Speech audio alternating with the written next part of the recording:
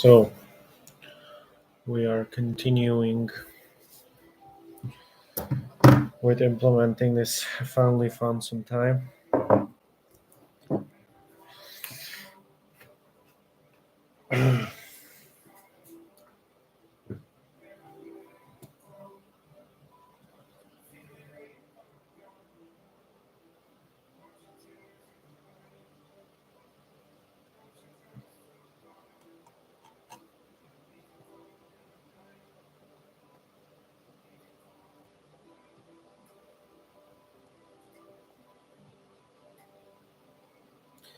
So this is a recursive definition of the average time spent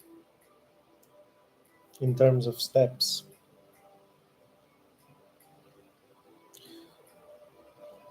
Number of time steps spent on average in state S in a single episode. So this tells you how many episodes in some state S on average in a single episode do we spend. So that may be like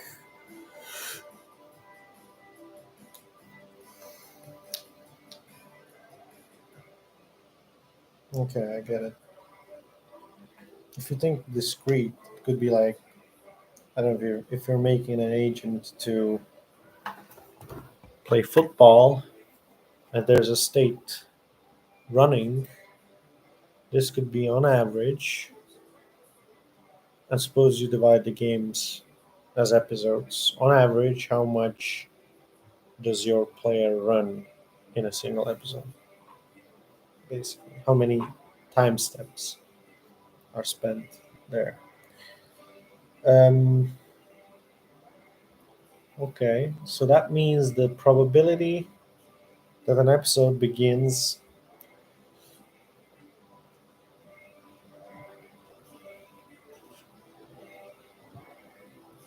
in each state. That's what do you mean each state? There's only a single state.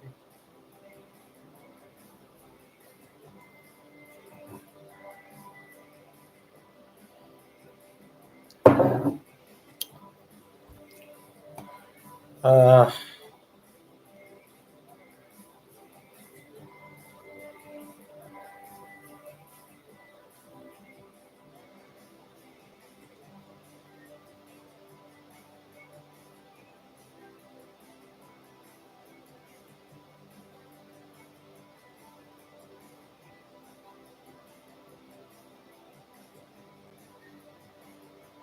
okay, the probability of starting in state S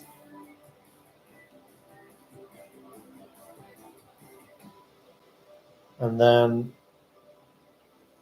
again the probability of each preceding, not succeeding but preceding. So each the probability of starting in that state. So the average time spent in a state in a single episode is the probability of occurring in that episode, starting in that state in an episode. Uh, that's just right away added as a single component because if you start in that state, that means you've spent time there. That's it. And also, like,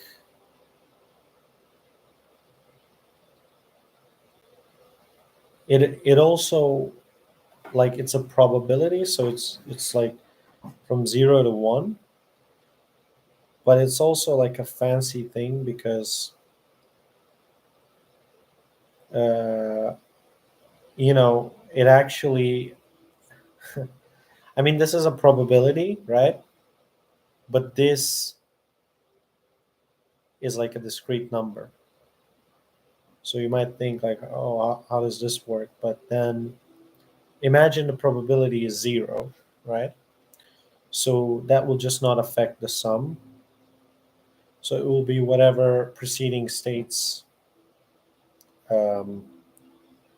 whatever preceding states are accounted for. That's what it's going to be. So I mean, this is not going to affect.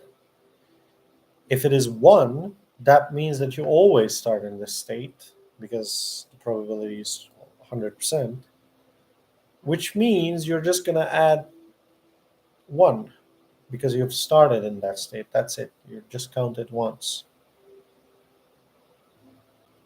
So, yeah. And if it's like 0.5, you just add, because it's an average, on average it says, so you just add a half time step basically that you've spent there. So you can use that probability as a number you just add to the sum. And then you have, again, the probability, no, sorry, the average number of time steps spent in all of the preceding states. So it's a weighted sum of all of the preceding states' average time steps spent in those states on average in an episode. The preceding states that transition to this one, and the weight is the probability of taking that action that would transition you to this state. So basically, what it's saying is, you know, given each preceding states this value, I mean, the on average, the time steps that you spent, whatever the probability of that one is, just take in that much of contribution to the current one, and then just add the probability of, obviously you do that for all the preceding states, and then just add the probability of starting in this state.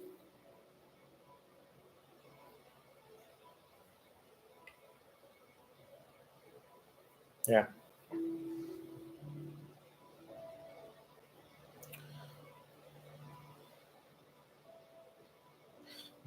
This system of equation can be solved for the expected number of visits. I'm gonna read this as n. It's probably not pronounced like that, but whatever. N of s. The on-policy distribution is then the fraction of time spent in each state. The off-policy distribution, excuse me, is then the fraction of time spent in each state normalized to sum to 1.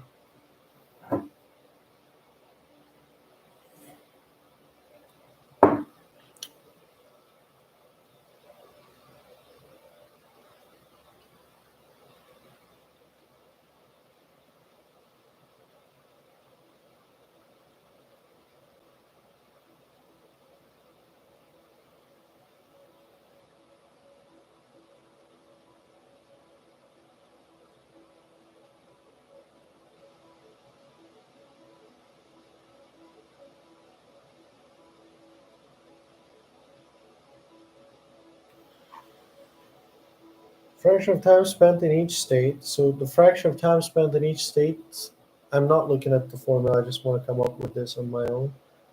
You already have, on average, um, how many time steps you spent in an episode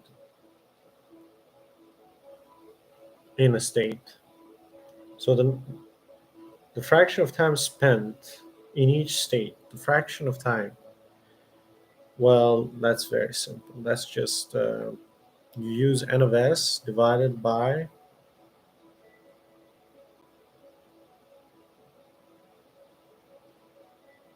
all time steps. No, that's not correct. Okay. Uh, so I know that's mu. So mu of s equals, which is the on-policy distribution. Okay. The fraction of time spent in each state. Oh, that's what he was talking about here. Um, fraction of uh,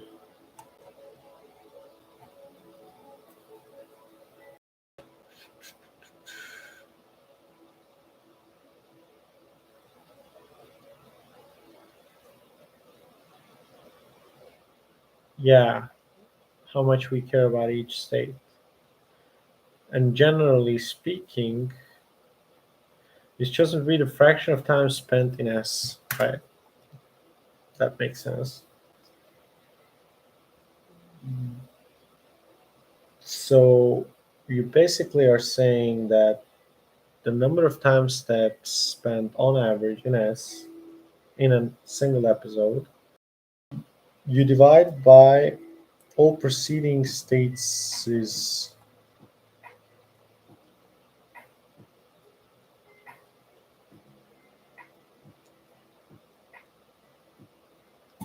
hmm,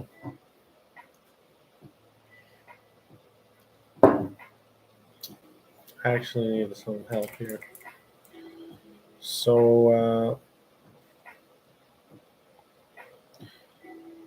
our dear friend ChatGPT might know what's going on here, 'cause I don't. ChatGPT. So what is S prime here in the denominator? Preceding states. So what is he saying? He's saying that beyond policy distribution for some state as at the nodes, how much time is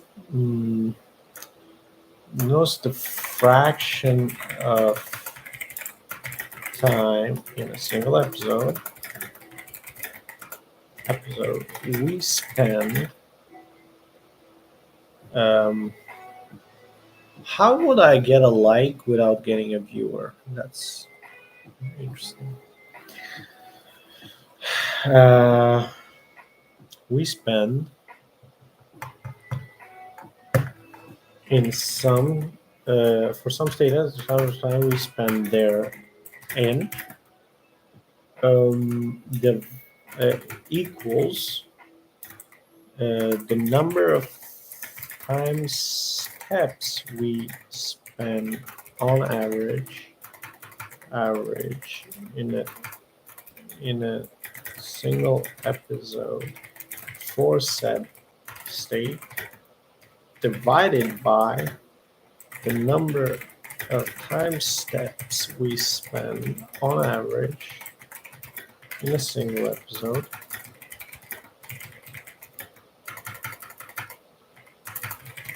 for all preceding states that that are that have the possibility of transitioning into said state.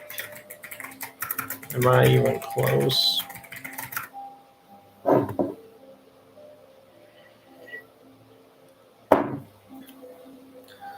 Sums overall state, not just, oh, that makes a lot of sense. Okay. A number of times I spent in a state during a single episode. The sum gives the total expected number across all states in a single episode. Okay, that's way more simple.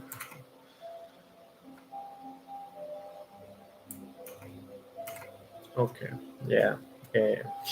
Okay, if there's discount, it should be treated as a form of termination, which can be done simply by including a factor of gamma in the second term of 9.2. Yeah. Uh, yeah.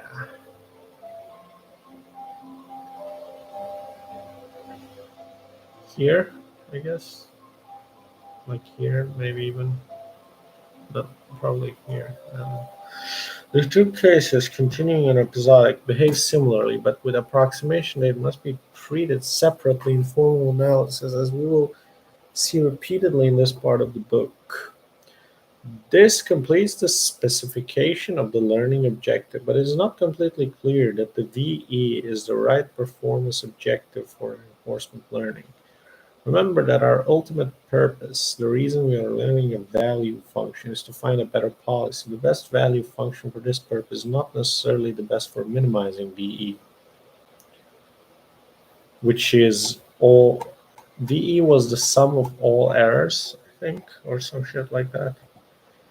Um, how much we care about, so it's the sum of the mean squared error from the value function for the value from from the um, from the true value function, which we don't even know, the mean squared value error with respect to the true value function and the weighted value function that takes in the state and the weights vector,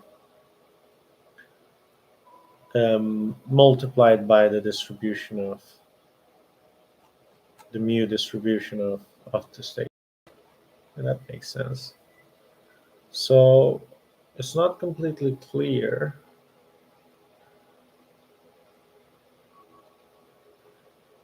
Well, actually, what? It should be. He's contradicted himself here. It's not completely clear, really.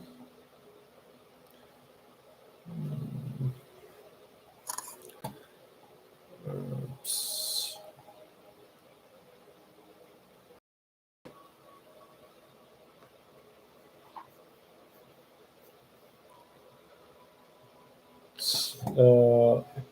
Really?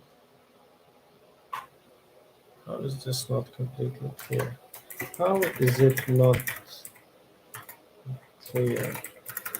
I mean, even in TD in other primitive methods, we always assume so. Wait, what is he exactly saying? I'm going to read it again. He says that, but it's not completely clear that V is the right performance objective for reinforcement learning. Our ultimate purpose is to find a better policy. The best value function for this purpose is not necessarily the best for minimizing VE. Really?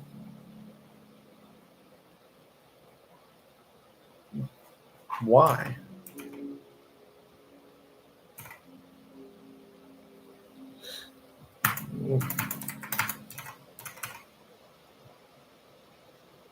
Uh, why is it not?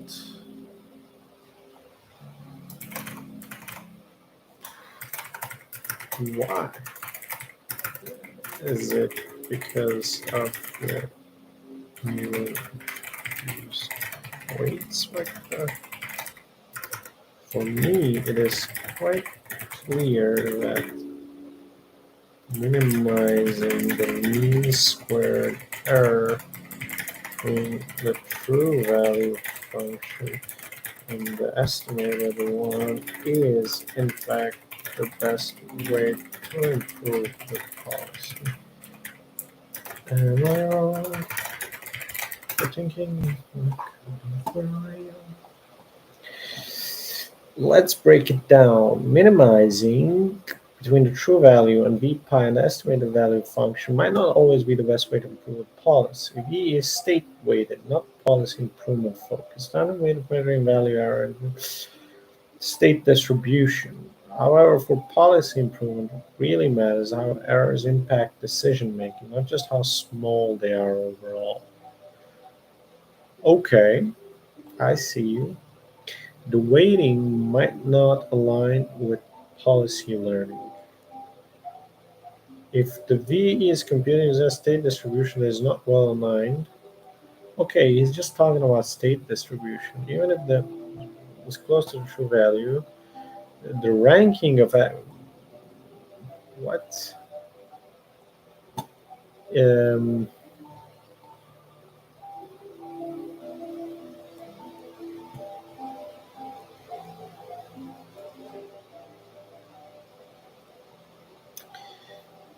You are mixing up state distribution and weights.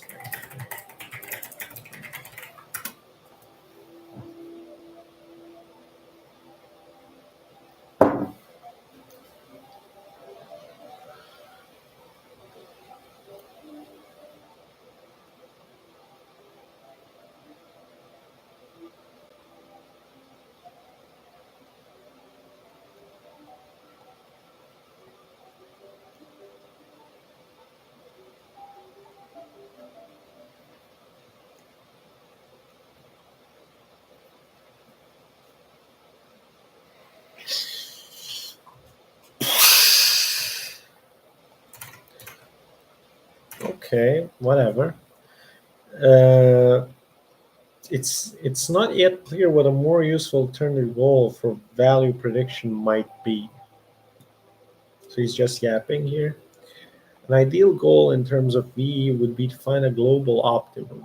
Well, wouldn't everyone want that? For which VE all weights is less than for all possible weights. Basically, to find the best weights. Reaching the goal is sometimes possible, but is rarely possible with neural networks. Short of this, complex functional approximators may seek to converge to a local optimum. A weight vector V for V star, not V, W star, for which VEW star is less than equal to VEW for all W in some neighborhood of VW. WW, sorry, W star. Basically, it's just talking about a local optimum.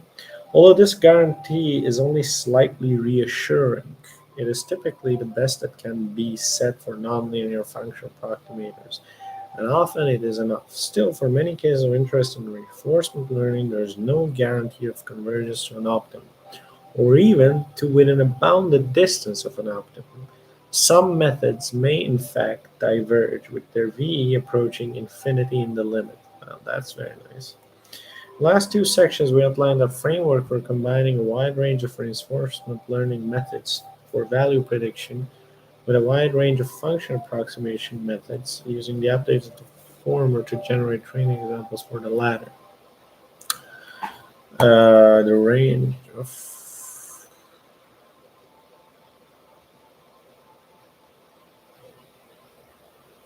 okay. Stochastic gradient and semi-gradient. That's all I care about right now. We now develop in detail one class of learning methods for which function approximation and value prediction for okay, those based on stochastic gradient descents. SGD methods are among the most widely used of all function approximation methods and are particularly well suited to online reinforcement learning. In gradient descent methods, the weight vector is a column vector or with a fixed number of real valued components.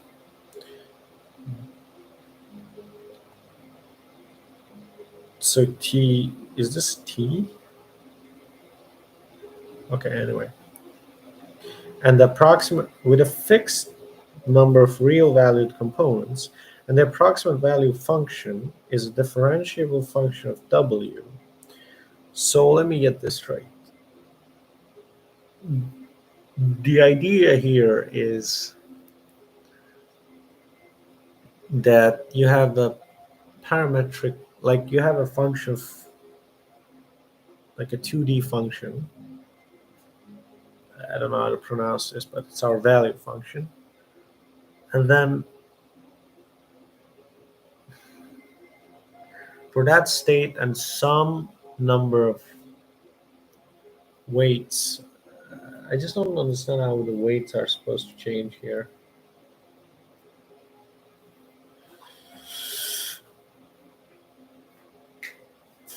How would you tune the weights here?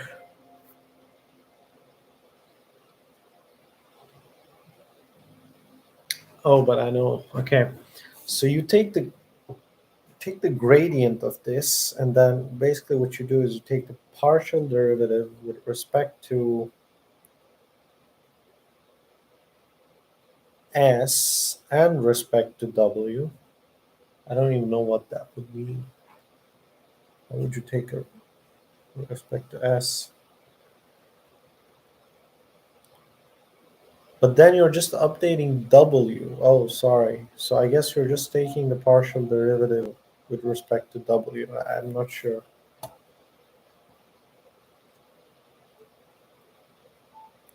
For now, let's assume that on each step we observe a new example, ST, consisting of a possibly randomly selected state S sub t, and its true value under the policy. These states might be successive states from interaction with the environment. For now, we do not assume so. Even though we are giving the exact correct values, the true value function of S of t for each S of t, S sub t, there is still a difficult problem because our function approximator has limited resources and thus limited resolution. In particular, there is generally no W that gets all the states or even all the examples exactly correct.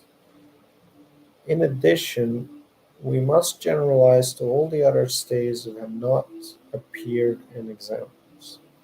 We assume that states appear in examples with the same distribution mu, over which we're trying to minimize the VE as given by 9.1. A good strategy in this case is to try to minimize error on the observed examples. SGD methods do this by adjusting the weight vector after each example by a small amount in the direction that would most reduce the error in that example. WT plus 1, which is a vector, W of t, W sub t minus 1 over 2 alpha, that's just learning rate, gradient of the mean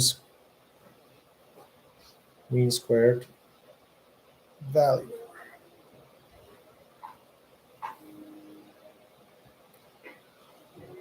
Uh, yeah, then you can expand this thing out.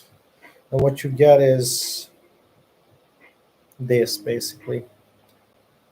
I'm not, I did this, but it's not exactly too clear how it's just like, I know it's chain rule, just I just don't want to do it now. Um, W sub t plus the learning rate alpha, so 1 over 2 is gone. Uh, the true value function of S of t of S sub t minus our estimate with the WT times the gradient of those. So the gradient is taken actually with respect to both. I mean, just like I guess for any scalar expression where is a positive and gradient f of w, for any scalar expression f of w that is a function of a vector denotes the column vector of partial derivatives of their expression with respect to the components of the vector. So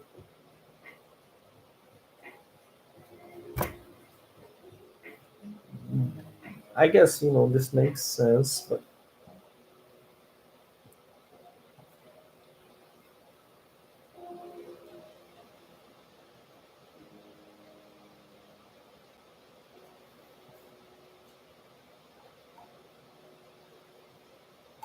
so this is a little bit different. Imagined a little bit different.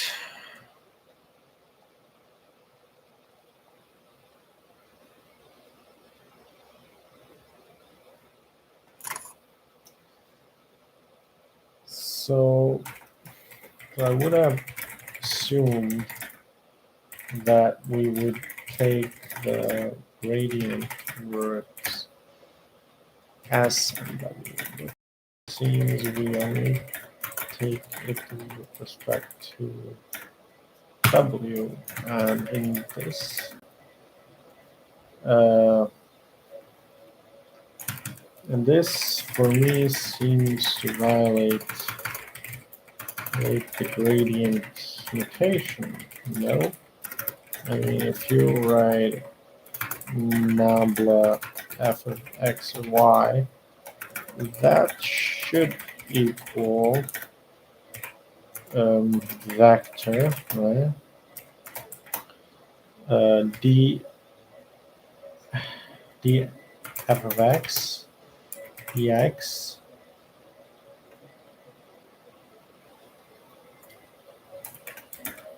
d f of y dy.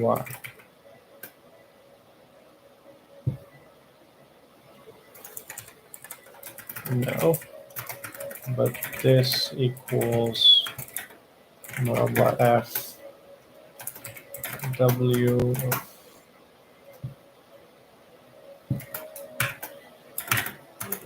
equals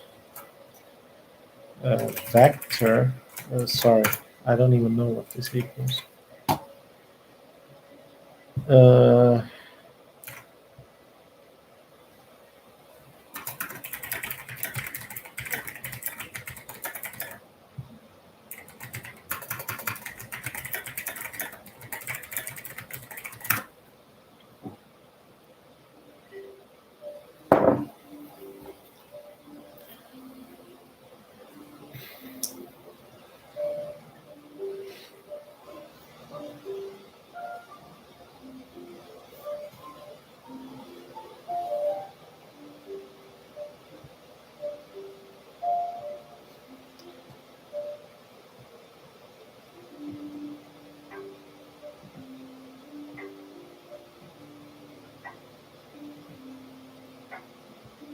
okay, good.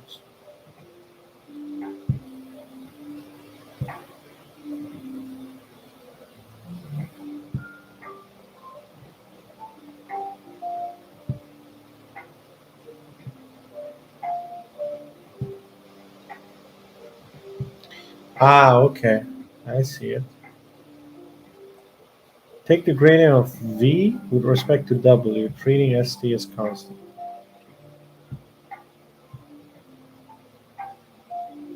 So what does this now mean?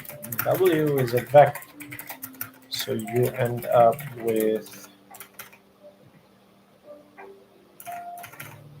so when doing nabla with respect to nabla sub w of f of w, uh, we get partial. I'll refer to partial derivative as PD below. We get PDW sub 1, sorry, PD f of W, PD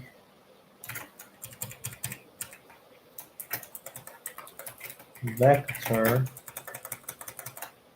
PDW sub 1, and then 2, 3, 4, etc. No? Where here, I guess, f of w represents the function f of s of w, where s is a constant, so we even write it to show f here changes only with respect to w. So this means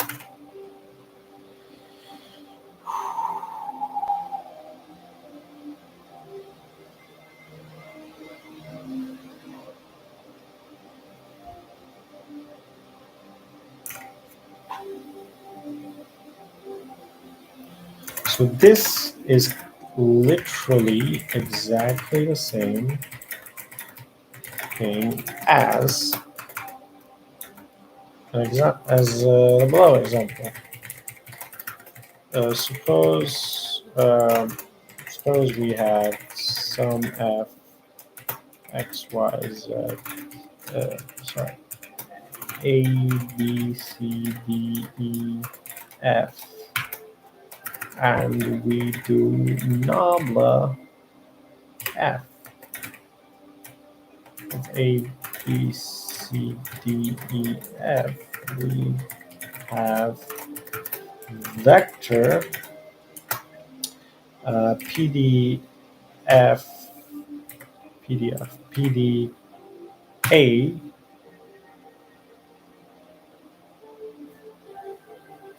pdf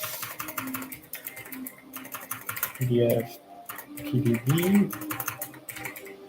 pdf pdc pdf pdd pdf pde pdf pdf. Wait, that's stupid. It's a really bad consonant there. Okay, so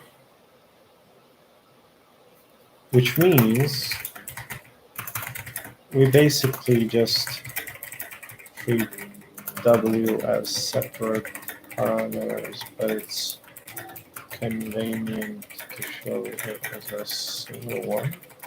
And also, I guess this, even though it's impossible to visualize, as this now is multi-dimensional function, means that we always try to maximize or minimize the value of the function, um, having plugged in the current parameters, cover values. Yeah. Oh, I've got it. Okay. When we write, we are computing the partial derivatives of f with respect to each component of the w. Oh my god. Chat GPT has become useless.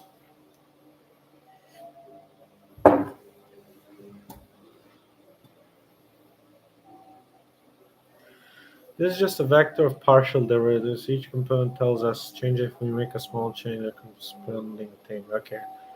Why is S not included in the gradient? You're correctly pointed out that in our case represents, but we treat S as a thing. Only we write instead of because we're not differentiating. We assume S is not trainable. This is exactly your example. We get this. State structure as a single computer. Why is it convenient? Sure. Yes, the reason is notation simplicity. Ooh, this makes it cleaner. Boom, boom. What does this gradient tell us intuitively? The gradient always points in the direction of the steepest ascent. If we want to maximize f, we step in the gradient direction. If we want to minimize f, we step in the negative gradient direction. We plug in the current values, compute the gradient, take a small step toward the direction that reduces the function the most. Even though we cannot visualize it in higher dimensions, we are always moving in a direction that minimizes the functions the fastest based on the local information at W t. Okay, that makes sense. This derivative vector is the gradient of f with respect to w. SGD methods are gradient descent methods because the overall step in wt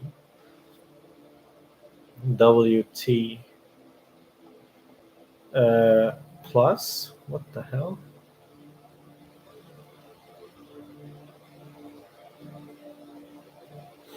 Okay, this doesn't make any sense, man.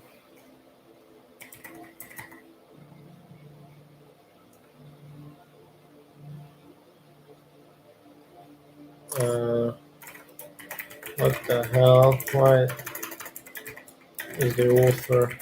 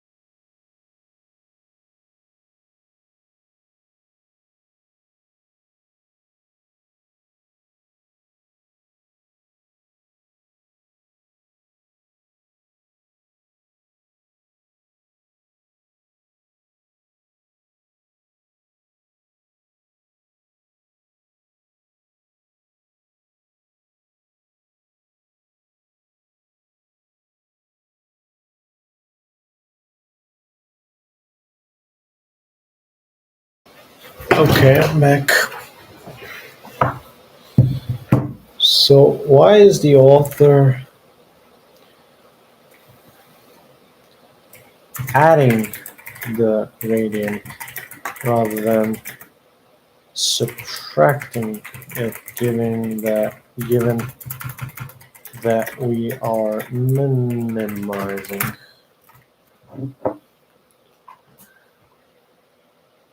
You're accidentally doing similar things. Oh, what are you doing then?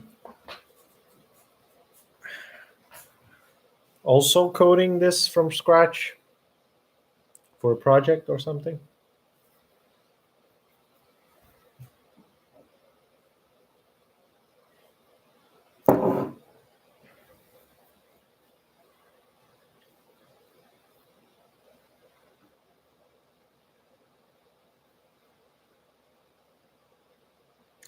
Neural radiant field. I have no idea what that is, to be honest. Are you like a researcher?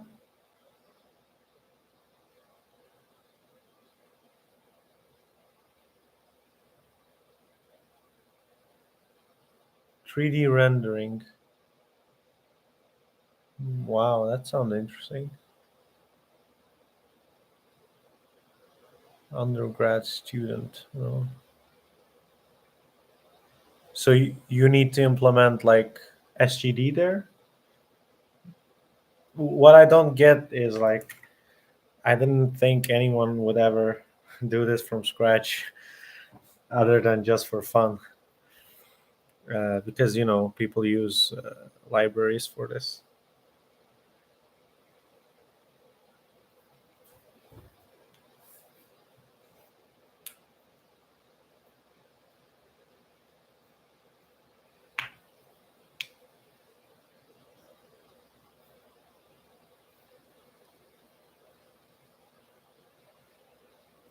Mm,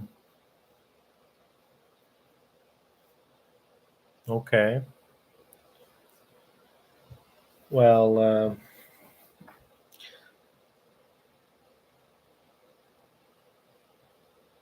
yeah, same. No, it's just that if you do things with libraries from the get go, you're not going to learn anything. That's why, yeah, that's a great way to learn. I'm actually learning too. I have no idea. I've never implemented SGD before. I've only seen like, I've actually read quite a lot of videos and mathematical explanations of SGD, but I've never tried to implement it. I think to really understand something, you have to implement it from scratch. Our own, yeah, yeah. But I'm doing it in reinforcement learning, so I'm kind of not doing the like, I would say the standard version probably, because whatever you do in reinforcement learning, it's always a little bit modified for online interaction with the environment. So it's not like supervised learning and other parts of ML. So basically, what I'm doing, by the way, is there's this game called Explain. It's not a game; it's more of a simulator. It's actually used in pilot schools and stuff. And I'm doing it as a, yeah, as a finishing project. I'm doing it to basically, I want to make a deep reinforcement learning agent that can learn how to navigate an airplane, the landing process specifically. So to be able to land with no human inputs.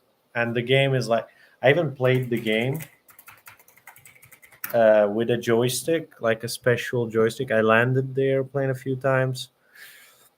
Um, so I'm trying to make an RL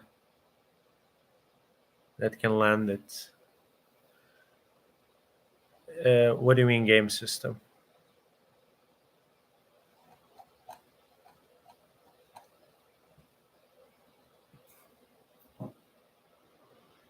You mean like an environment? Yeah, the environment is a game. And I have a dummy game on which, because this is it's harder to run, it's longer to run. I'm on Ubuntu, I cannot run it, I have to run this on Windows. And actually learning this game for the agent would take ages at this point because I don't have enough advanced framework. I already wrote a framework in C++. um, oh wait, yeah, exactly. Wait, sorry, I was showing it on a different screen, so you weren't seeing it. So this is the game. Explain.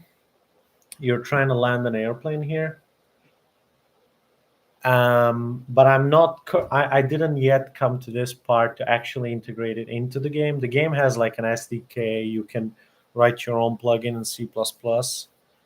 So I could basically, if I make everything, I could export the policy and then just read from the policy and play with that. But currently, I have a dummy game from which I'm learning.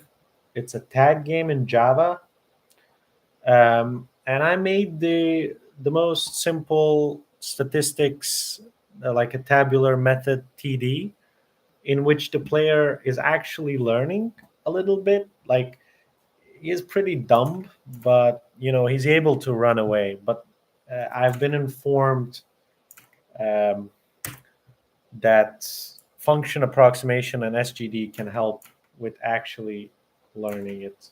So you'll see that he's trying to run away here. By the way, there's no code here, so there's no hard coded, like there's no vector manipulation, nothing. Basically, what I'm doing here is, um, yeah. So basically, what I'm doing here is, and I'm trying to, by the way, while I'm writing this, I'm trying to make it like it's really flexible. You can use the TD algorithm for any environment, right?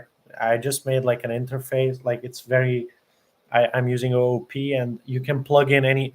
Like this works with a Java game that's running on a different process, and they're communicating over socket, but it can as well work for a Tetris game, it can work for a Mario game, it can work for Doom if you model the environment correctly. Like I made the system really flexible. So you can see here that these are the you know what do you call the necessary MDP functions. So, for example, calculate rewards. It's very simple. The agent right now, the state, basically, the state that the agent knows here is uh, the velocity vector in which my player is going. So, so it's just changing like this all the time, as well as the chasers, and then the distance between them. But I had to discretize it. Of course, you can't just have like 2000 pixels or something like that. I discretized it to like 3 or 4 values, like 0, 1, 2, 3, based on the distance. And then that's the state. So basically you just know the speed is always maximum speed, and then the action is which way I should turn. And right now, if the distance is 0, which is a special case, which means you've been tagged.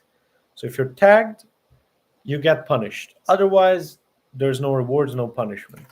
And the player actually learns, like, if not perfectly, fetching new. There is no speed, so the agent doesn't know anything about speeds. The game, and like the game itself, it's a very mini game. It's like few classes. It's always just putting max speed for the action. It's always all objects are at maximum speed. You cannot slow down or anything like that. The chaser is using a predetermined steering algorithm, as defined here. So it's just always chasing uh, based on some movement algorithm. Um, and then the player, the blue guy, is the RL, reinforcement learning. Yeah. and then the agent is the blue guy, and he's just receiving actions. So there's a communicator here. So this guy can receive a state and he can send the state. I actually think this can be visible. Oh yeah, here it is.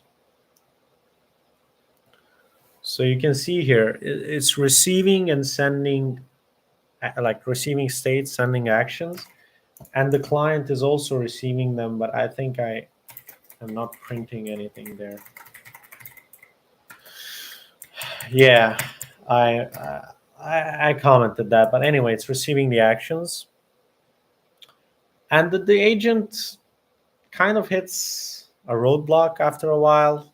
The tabular method is just not that good. You can even see, like, my agent can. So if I stop this game right now, whatever learning progress was made so far is not lost, because the agent can actually can actually read the files here, the Q function, not coordinate overflow. Coordinate. What do you mean by coordinate overflow? If you think that the player the player cannot go outside of the boundaries of the game, there's just like colliders on the sides that just do.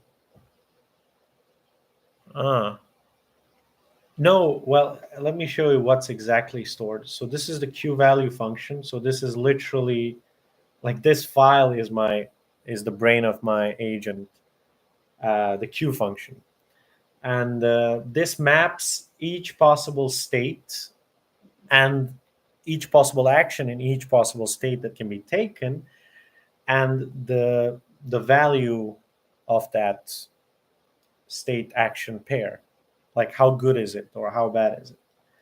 And basically the agent always picks the best one among these. And you can see, well, first of all, tabular methods are not that good, but there's no coordinate overflow because I'm not storing any. There's no coordinates. There's just two vectors for the state, the distance, and then there's the output action vector. So basically the agent just gets which direction is the opponent facing, which direction am I facing, what is the distance, the discrete distance between us, and what is my answer to this state, where should I face after this, and that's it. There's no coordinate, because if you put coordinates, it's just going to explode. Like, it's not going to learn at all. Even this is stretching it a little bit. You see how you generate. uh, it's just I'm keeping an std map, and then I I just output it while it's learning. So let me show you that. Tag gain q function. Tag gain q function. There's actually an IO file. That's a more correct name. See, it's learning here. I initialize the environments, load from file, so it loads the map from the file. So this is so that it continues from where it left last time. And then when everything ends, basically I get an exception because the client is like turned off, and then I just save all of the progress so far, because I have this serialized to JSON to this file. This is my function. It just basically writes the file. From this container, get Q. MDP solver is a general class. So TD, GPI, MDP solver, and then there's like get Q here, which just gives you the underlying container of the Q value function. So yeah, anyway, this thing is not good, because you see some of the states are empty because they're never encountered, even though I randomly set the players in the plane after each game reset, after each episode. And then also I just it's not going to work like this. It's not going to work with a tabular method. You have to use more sophisticated methods like neural net. And I'm trying to get into neural networks for this reason. I first want to solve. I basically, when I start this thing, this goes on and on.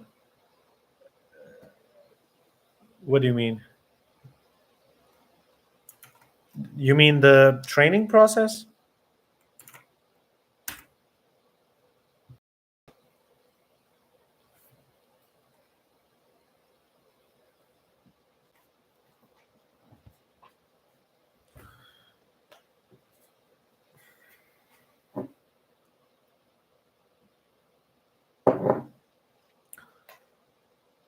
The state from every game.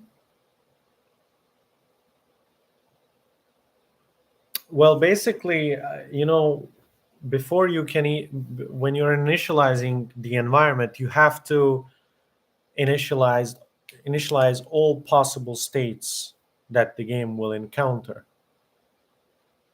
You store it every time. Not sure what do you mean by that. I mean, this file, right, is at the beginning. Before you have this file, it's forget about the file. Before you start the game, the queue function is initialized with all possible action value state action pairs with zero state value, I mean queue value. And then you just, as you encounter these states while the game is playing, while the simulation is going, you update them.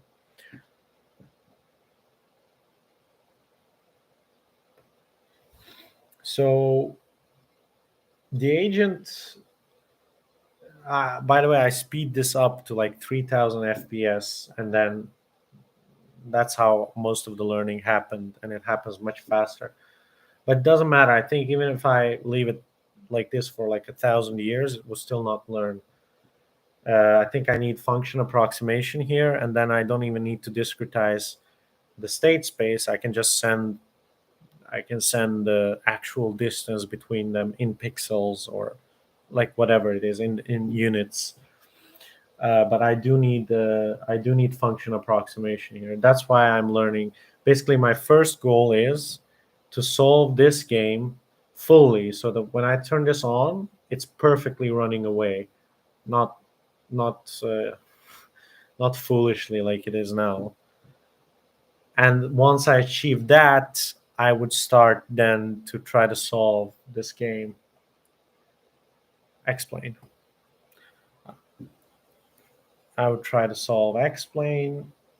Um, no collisions. No, no. Well, how it works is one episode is defined by whenever, like, that's one episode, that's another one. Like whenever you get caught, the episode ends, you get a punishment and the new episode starts. So collision, there is no like there's just getting caught. You can't bounce off or anything like that. The only collision detection is if you're tagging the enemy, or rather if you're being tagged by the enemy. And then at which case the distance parameter is 0, you get punished. The RL resets the game state, the client receives the command, and then a new episode is started. And this goes on and on and on. But yeah, I played with this maybe 20, 30 hours to try to optimize the parameters. Yeah, exactly.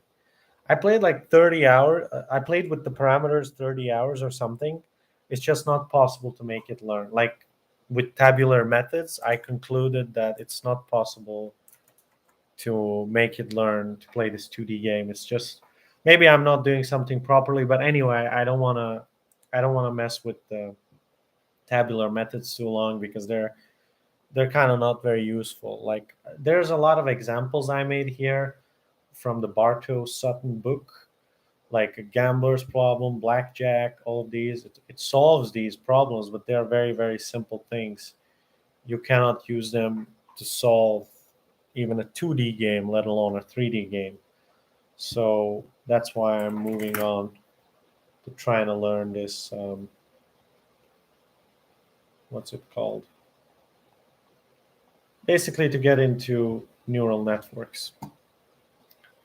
So, hence this.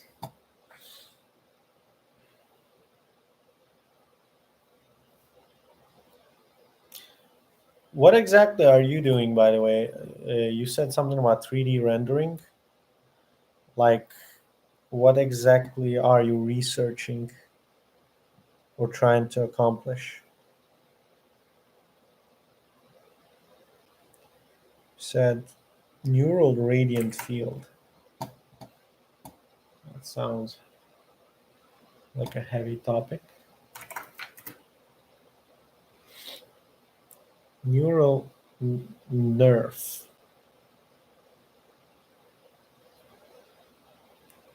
We present a method that is similar for synthesizing novel use of complex C and sparse set of input views.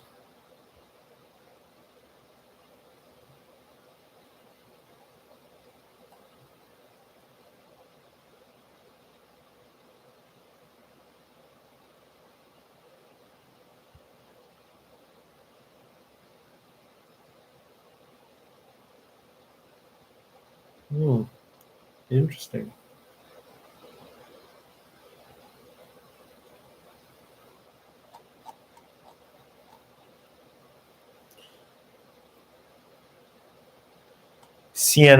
CNN, I would assume, is convolutional neural networks. Um,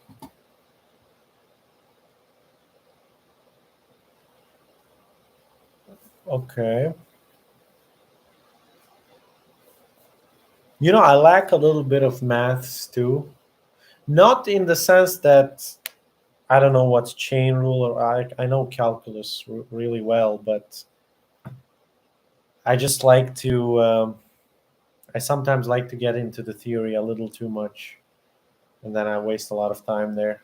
For example, trying to understand how gradient actually gives the minimum or maximum, rather, direction of relative to where you are, and like the proof of that and whatnot. But in practice, you don't need the proofs. You can just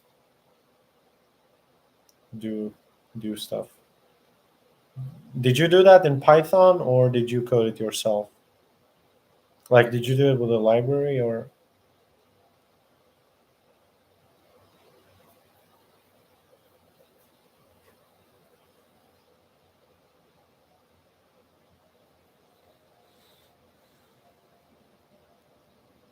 C? Not even C plus plus. Okay. You Let me get that straight. You did that in C without any libraries?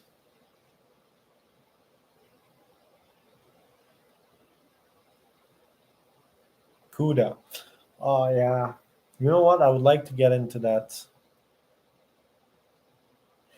Do you think it's difficult to get into CUDA? I have a lot of C plus plus experience. Um,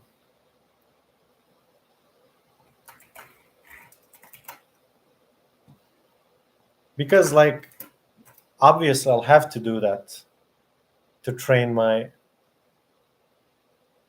yeah.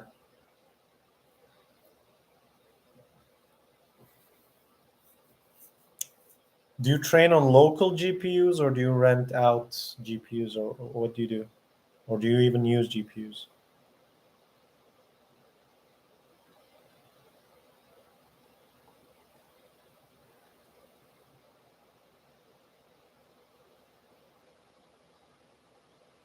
Local.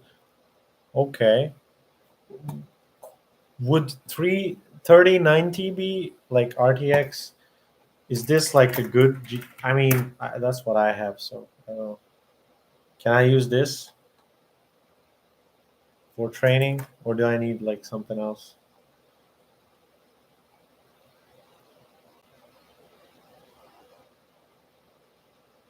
Good enough. Okay. I can even make like a little rig because I have one more. I have this one, and I have this one, and then I might have like of these. 3D takes less memory than what? 2D? How does that make sense?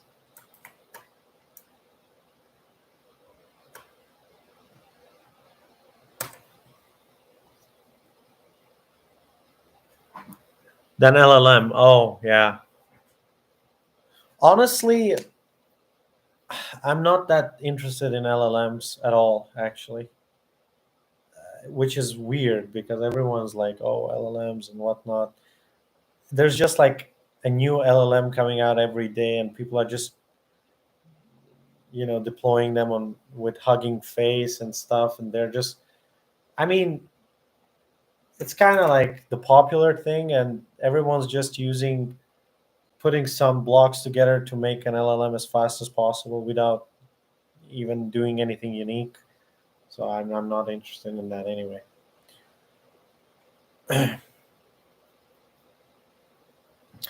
So, wow. But wait, let me get this straight. CUDA is not. I hope I'm pronouncing that correctly. Um, it's not like an API or a library for. It's not a library for like a PyTorch or TensorFlow. It's an API for GPU processing. So you had to code the CNNs and the whole algorithm and SGD and everything by yourself, right? Or does CUDA? Yeah, but does like CUDA doesn't have these things, right? CUDA doesn't care about this. You have to code these things, right?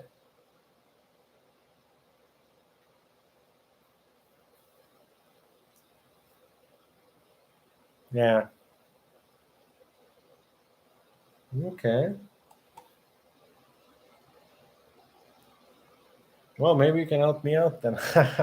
You seem to already have done what I'm trying to accomplish here. Um, so yeah. Um,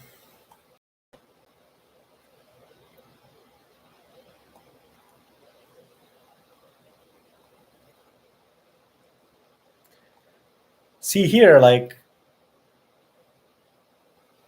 it says it's gradient descent, but it looks like gradient ascent. Isn't it ascending here? That's what I was about to ask ChatGPT actually. I don't get. They're not subtracting here, but actually adding.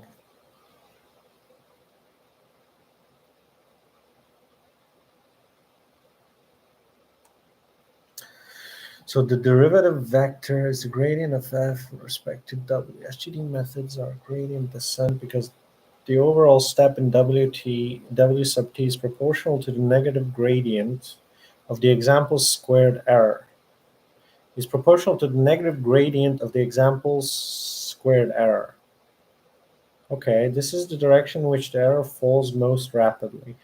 Gradient descent methods are called stochastic when the update is done, as here, on only a single example, which might have been selected stochastically. So we select the state here stochastically, I think. Over many examples, making small steps. Yeah, okay. See you. Be sure to subscribe.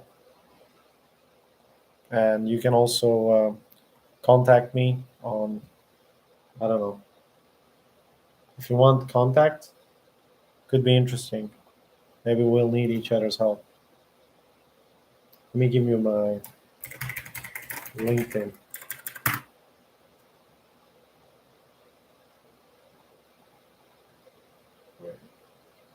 Here you go.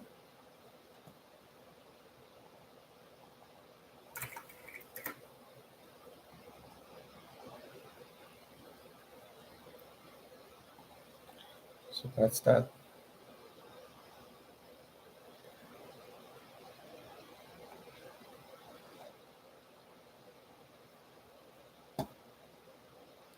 Um,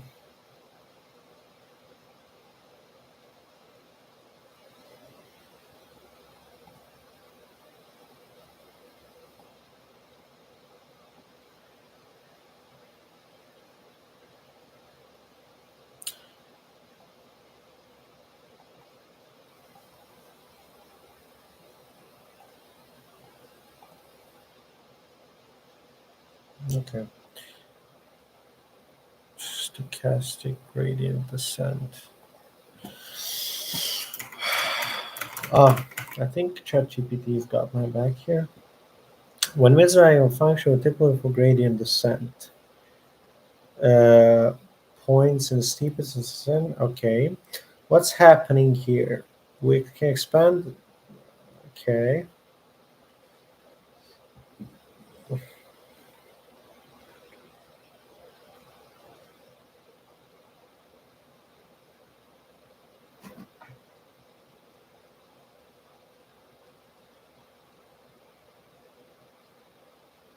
what?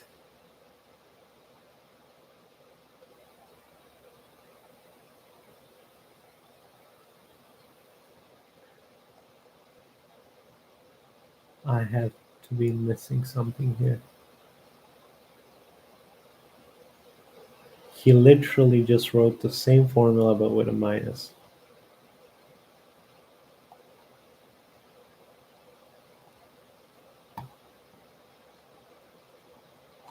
Oh,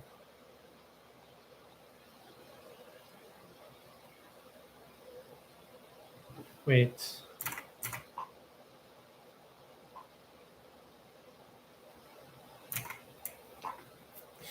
Did he?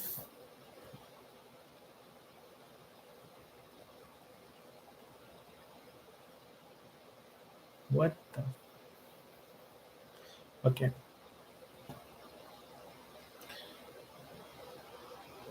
Over many examples, making small steps, the overall effect is to minimize an average performance measure such as a VE. It may not be immediately apparent why SGD takes only a small step in the direction of the gradient. Yeah, it is not obvious. Could we not move all the way in this direction? We could, and completely eliminate the error in the example. In many cases, this could be done, but usually it is not desirable. Remember that we do not seek or expect to find a value function that has zero error for all states, but only an approximation that balances the errors in different states. If we completely corrected each example in one step, then we would not find such a balance. In fact, the convergence results or SGD methods assume that alpha decreases over time. If it decreases in such a way as to satisfy the standard stochastic approximation conditions, then the SGD method is guaranteed to converge to a local optimum. That's kind of important. Um, okay.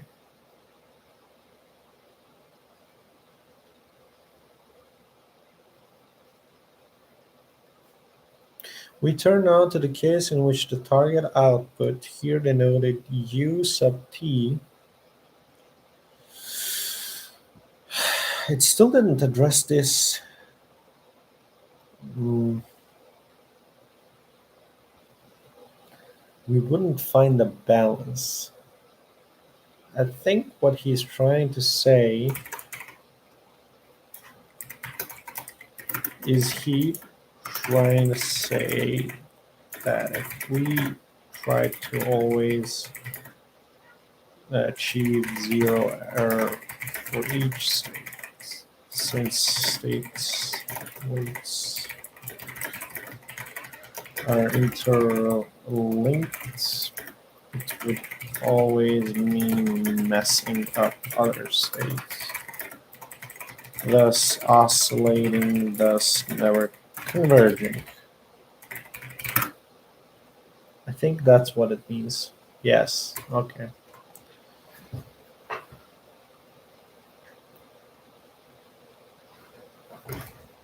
Okay. Okay. Without we turn now to the case in which the target output u sub t, a real number, of the teeth training example, s sub t ut is not the true value, but some possibly random approximation to it. For example, u sub t might be a noise corrupted version of v sub pi s sub t of s sub t. Or it might be one of the bootstrapping targets using v mentioned in the previous section. In these cases, we cannot perform the exact update.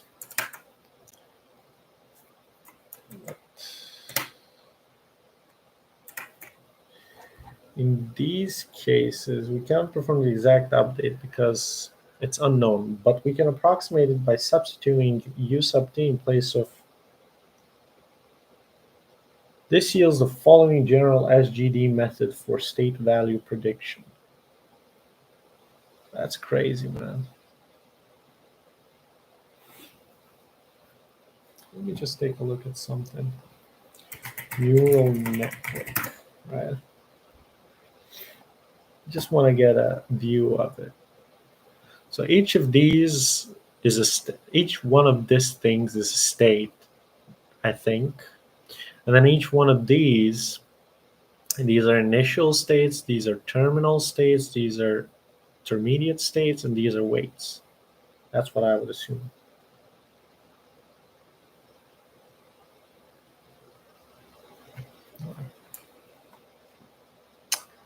We'll see.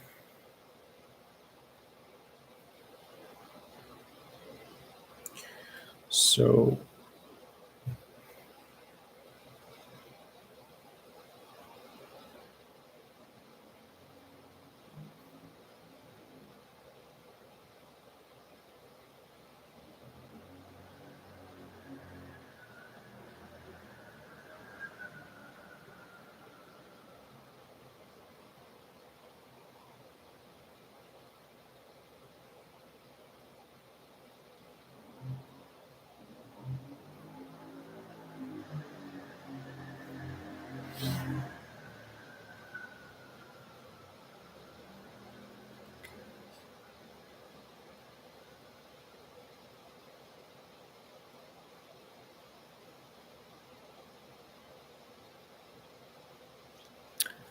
okay.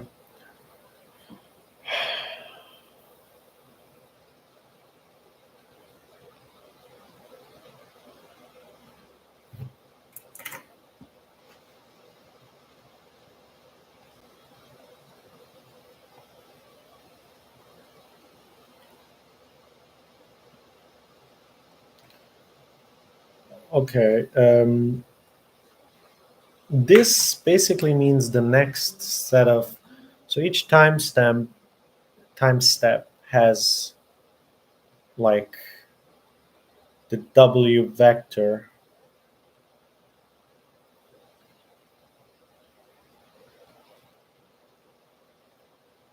assigned to it. It basically means the best thing we could come up with at that time step. I think he talks about it earlier on. He talks about uh, a time step notation. We will be updating w at each of a series of discrete time steps. So we'll need a notation w sub t for the weight vector at each step. Okay, that's exactly it. So basically, the improved version of the weights that we will now acquire based on the current weights, so that these weights best approximate the true value function, is the current weights plus, I just don't get it. Like, how do you sum these things? This is a vector. Like, what are you doing here? I'll have to think about that. But anyway, the current weights vector plus alpha the target, which will not be, it will be like some representation of the true value function, an estimation, minus our current estimation. This is like the Q function that we have in tabular methods with respect, like for that state and for those weights, and that times the gradient. I just don't get why is this a plus. Doesn't make sense.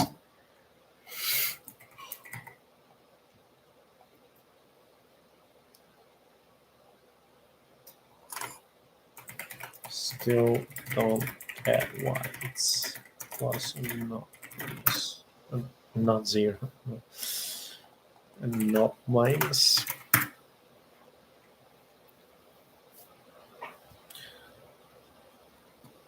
Be right back.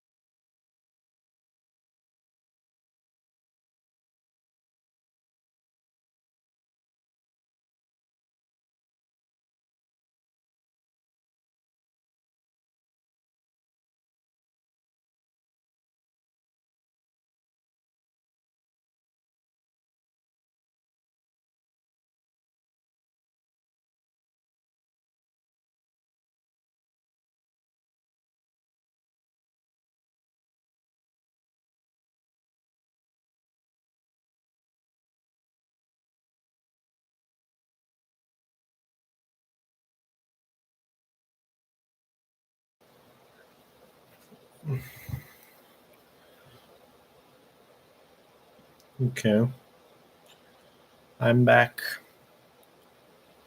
So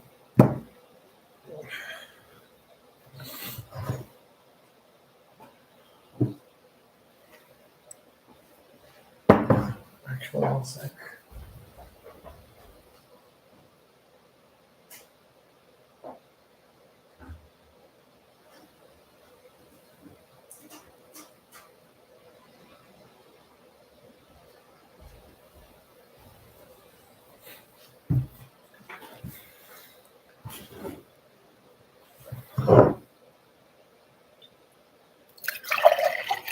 So I want to actually do some progress on this. I've spent a little too much time just reading. I, I mean, okay, let's go through it. So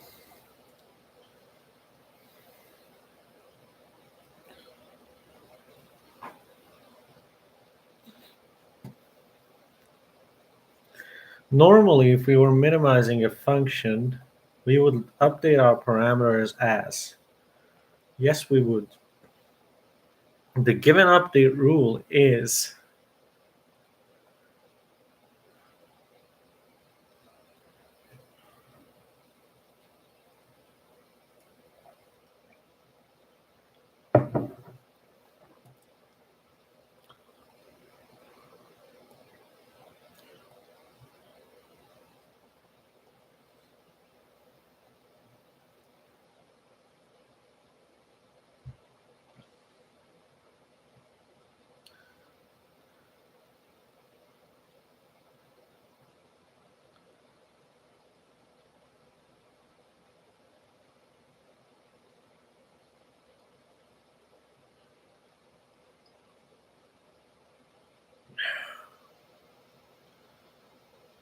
what about this square here?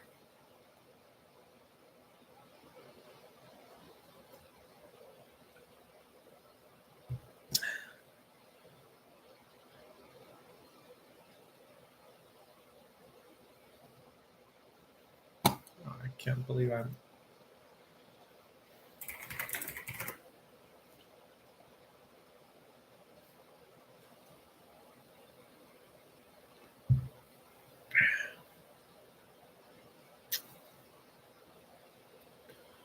Okay, exactly.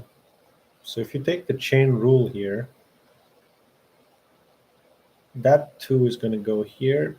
That's basically going to destroy that, and you will just be left with this. I get that. Times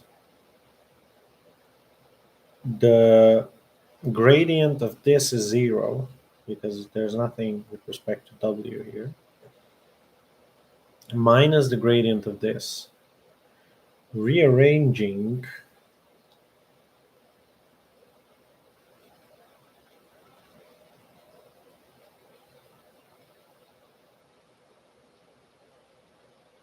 yeah, seems right. That seems about right.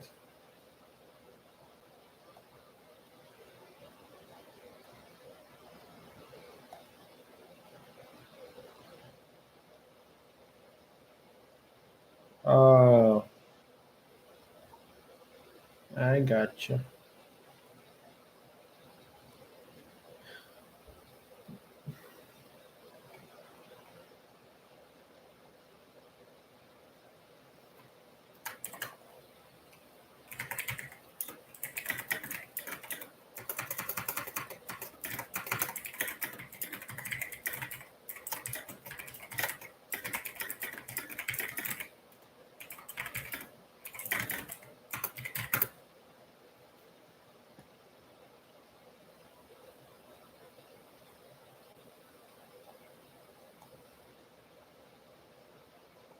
Okay. So if you substitute that in, you're gonna get this, and then that's that.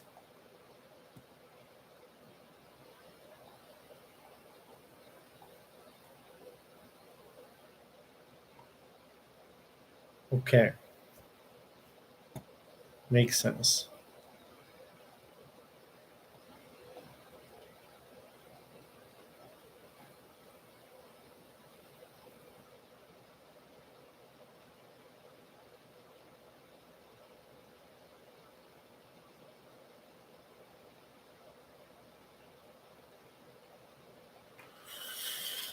So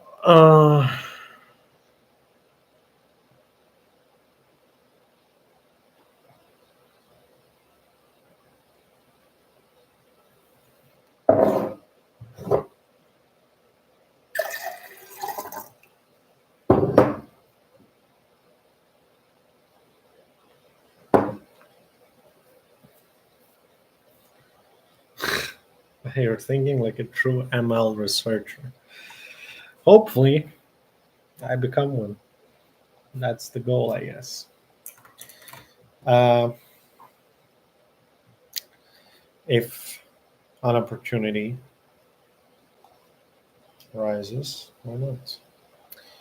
For each t, then W sub t is guaranteed to converge to a local optimum.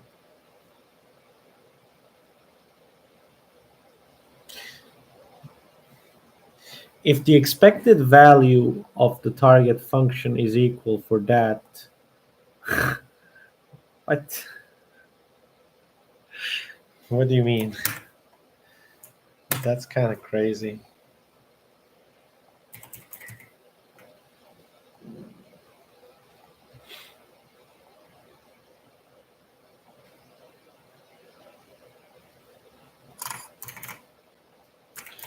What does he mean by that? Let me-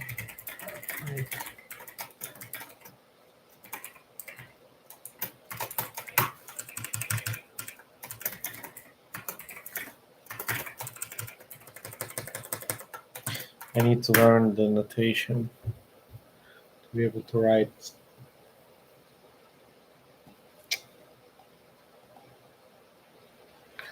No, I get that, but still.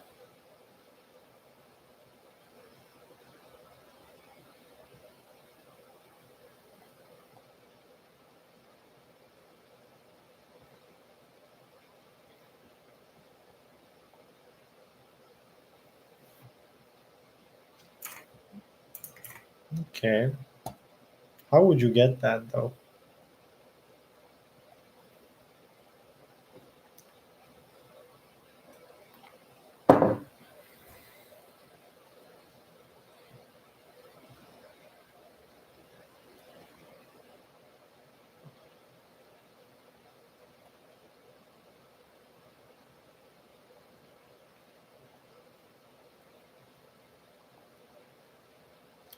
Okay.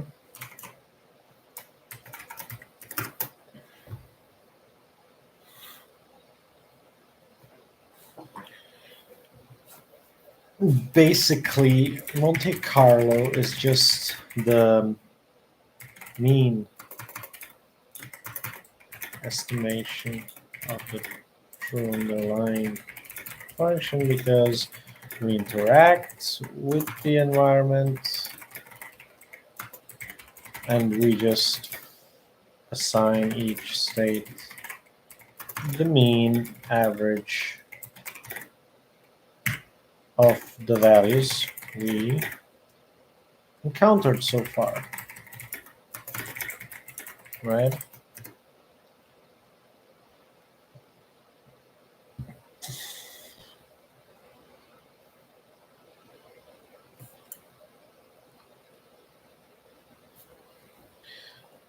So is he saying that suppose we use so we need to run MC for a whole episode, get the UT, and then use that to up, use that in our loss function as the target to then update our weights vector. That makes sense. Oops, it's not even letting me regenerate that.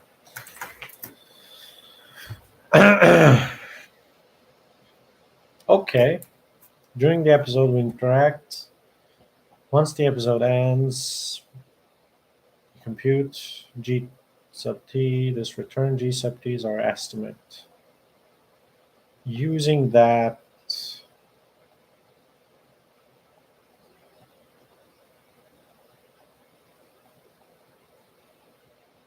Okay. Pseudocode.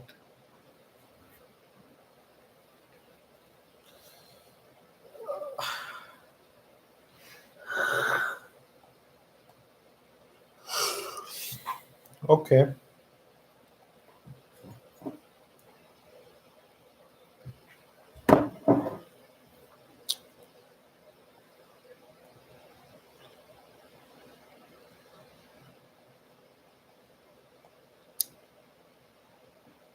Oh shit. So you can't do that on the fly? You generate an episode and then you go through the episode again, is what he's saying. That seems inefficient.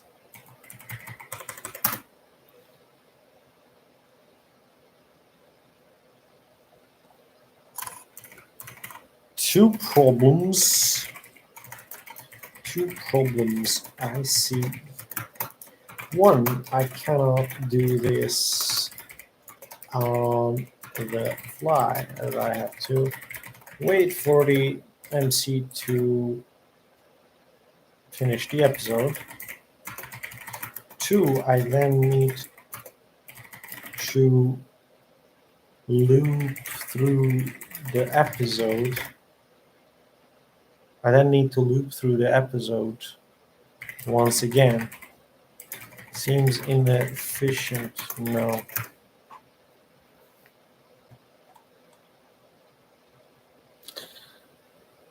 Okay.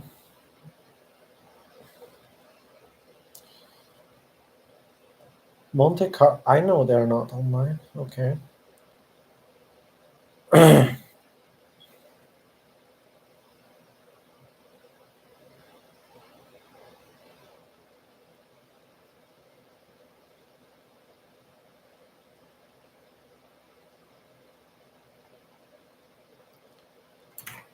Oh, so you can use TD as well here. Of course. Why not? One does not simply enter Mordor. Okay. One does not obtain the same guarantees if a bootstrapping estimate is used as the target use of TD. Bootstrapping targets such as n-step returns or the DP target all depend on the current value of the weight vector, which implies that they will be biased and that they will not produce a true gradient descent method. Of course. One way to look at this is that the key step from 9.4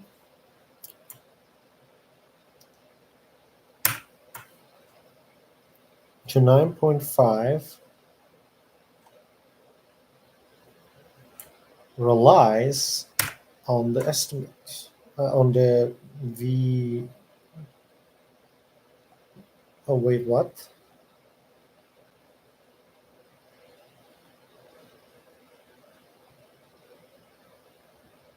Yeah, that's true.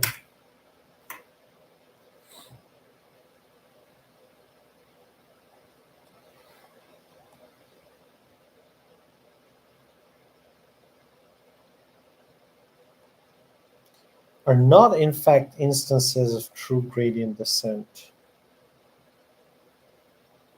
Okay. They take into the they take into account the effect of changing the weight vector W sub t on the estimate, but ignore its effect on the target. They include only a part of the gradient, and accordingly we call them semi-gradient methods. Honestly, I'm lost here.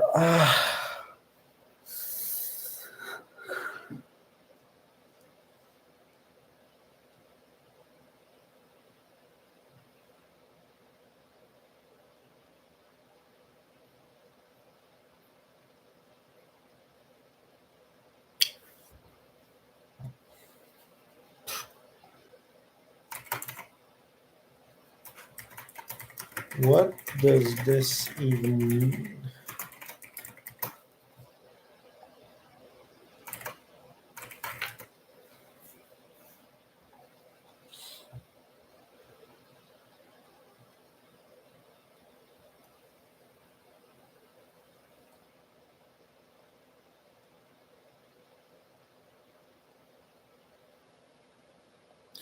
Function approximator is the target. Monte Carlo does not depend on W. Bootstrapping use an estimate.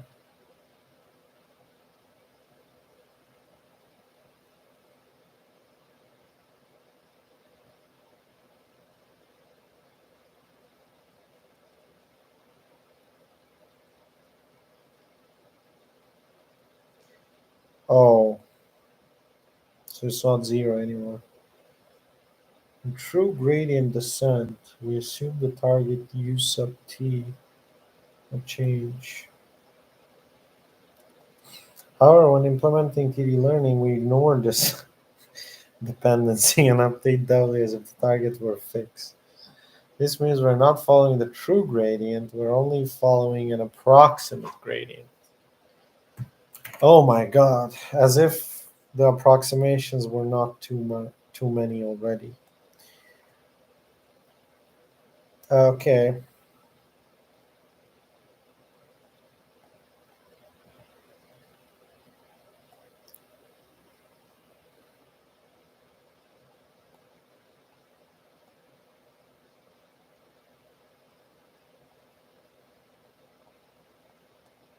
like there's no way, like, okay, this is all nice and dandy, but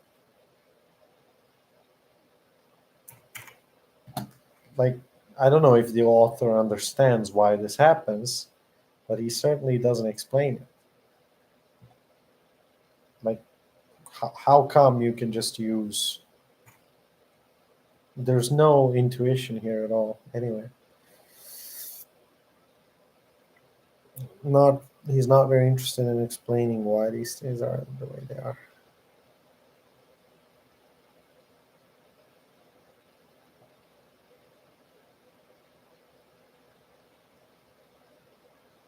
That's actually what I'm interested in. Semi-gradient TD0. That's all I'm interested in right now. Which uses u sub t equals rt plus 1 plus, okay, okay.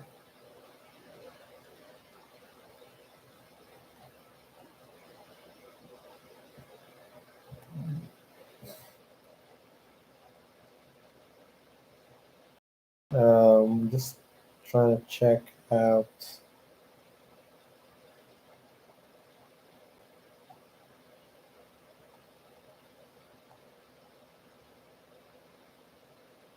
I actually didn't read the end step TD, honestly.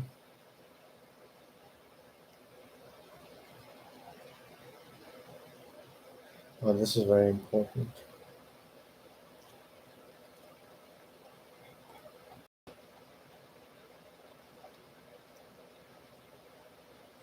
These are just representations. Basically, this is the data structures that you can use. But yeah,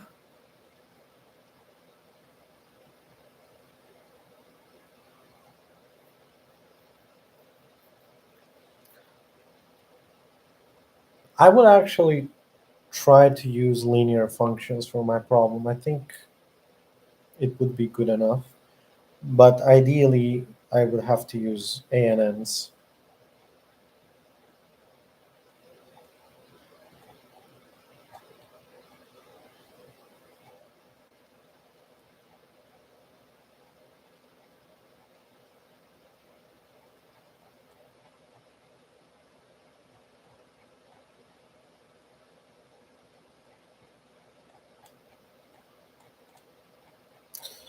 So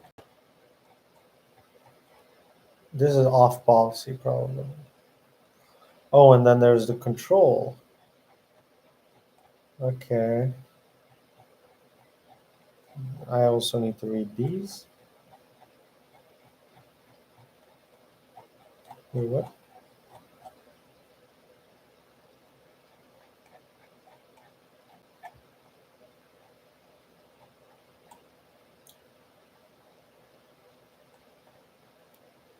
Okay. I'm not gonna go into this. I don't want this.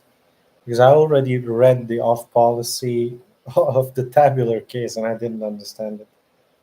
Simply because the author, in my opinion, okay, I'm not going to blame it on the author. I didn't understand it, but I've read a lot of articles and stock exchange questions that are unanswered that also have the same concerns as I do and the same questions there. And I couldn't get my answers with the off policy because the important sampling um, doesn't make sense for me, at least, in how it is used in the control algorithm.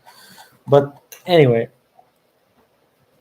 I'm not concerned with that much, to be honest. That's for later.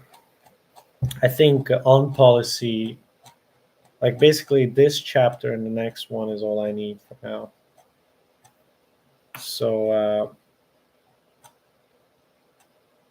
So yeah, let's see where we are. I think we passed this, past this. Okay, here we are. A differentiable function such that zero algorithm parameter initialize value function weights arbitrarily loop for each episode initialize s loop for each step of episode choose a given s any. What does this mean? I guess this means sample from pi. I'm not sure why it wouldn't show it that way. Take action A, observe RS, do this. Wow, it's very simple. Uh, but yeah, I would like to. State aggregation is a simple form of generalizing function approximation in which states are grouped together with one estimated value. State State aggregation is a simple form of generalizing function approximation in which states are grouped together with one estimated value, one component of the weight vector W for each group. The value of a state is estimated as its group's component, and when the state is updated, that component alone is updated. States aggregation is a special case of SGD in which the gradient is 1 for ST's group's component and 0 for other components.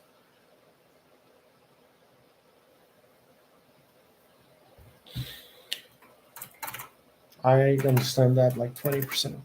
Elaborate with examples, please.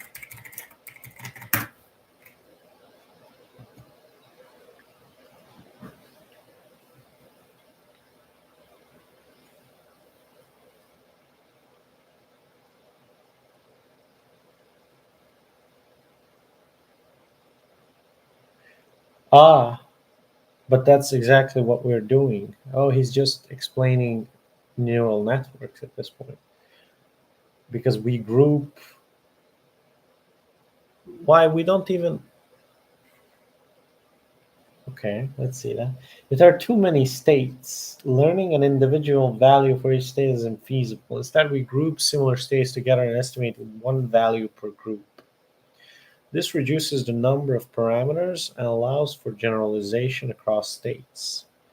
We divide the state space into k groups, clusters. Each group shares a single value estimate, represented as a component of the weight vector W. When we visit state S sub t, we update only the weight corresponding to its group. Oh, Example, state aggregation in a simple grid world. Consider a 5 by 5 grid world where an agent moves around and learns state values. Without function approximation, we would need 25 separate values. That's true. Instead of learning 25 separate values, we aggregate states into 5 groups based on their own number. Group 1,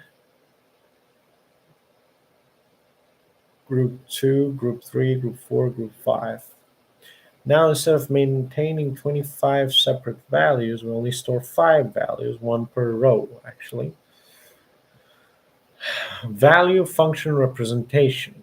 We have 5 weights in the weight vector where each w sub I represents the value of one group.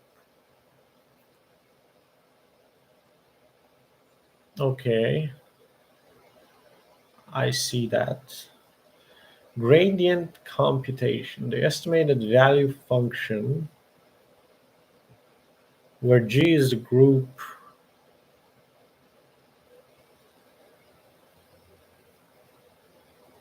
Okay.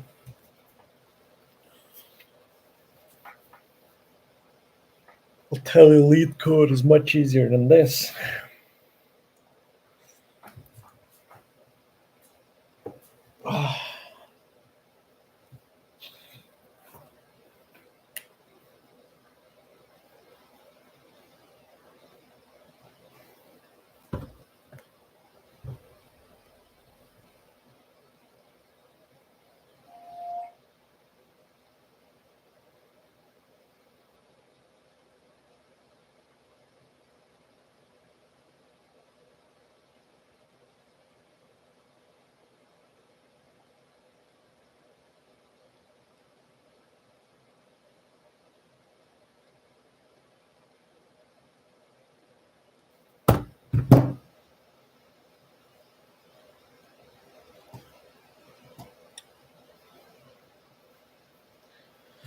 Okay.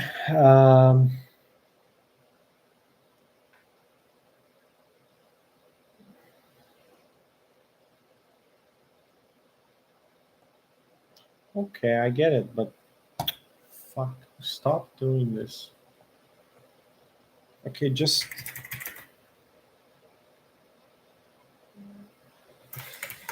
I'll have to regenerate again.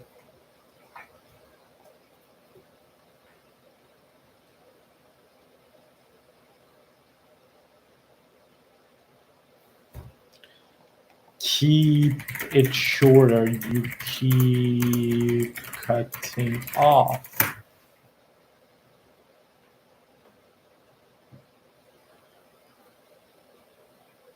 Okay, I get that. I get that. I get that. I get that too.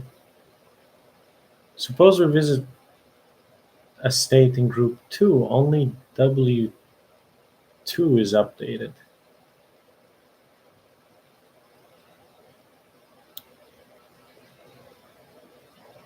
What? How would you do that?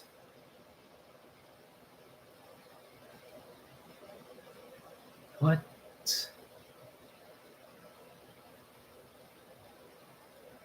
What? Okay.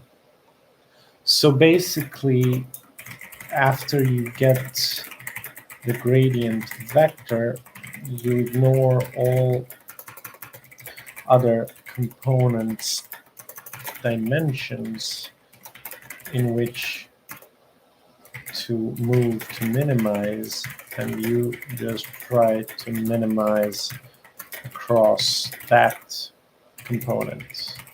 W sub I dimension, mathematically speaking. I guess that's what he's trying to tell me. Okay.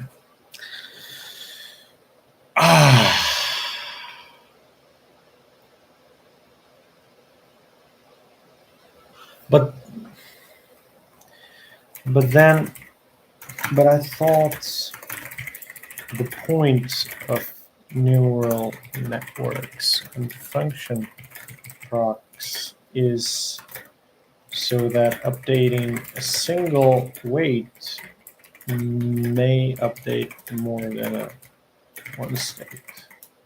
I mean, it still does that, but there is a mapping, direct mapping of weights in groups now. Would that not slow down the learning?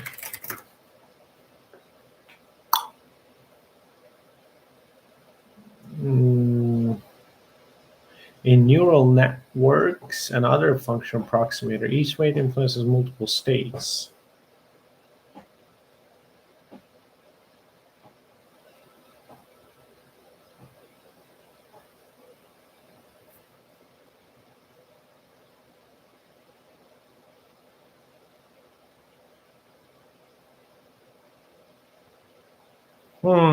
So neural networks do not use state aggregation, right?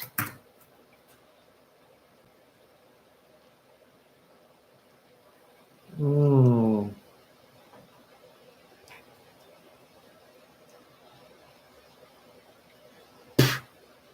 Wait, wait, oh, wait. So how is that any better than tabular methods? I can always discretize my state space into groups which would then look similar to state aggregation.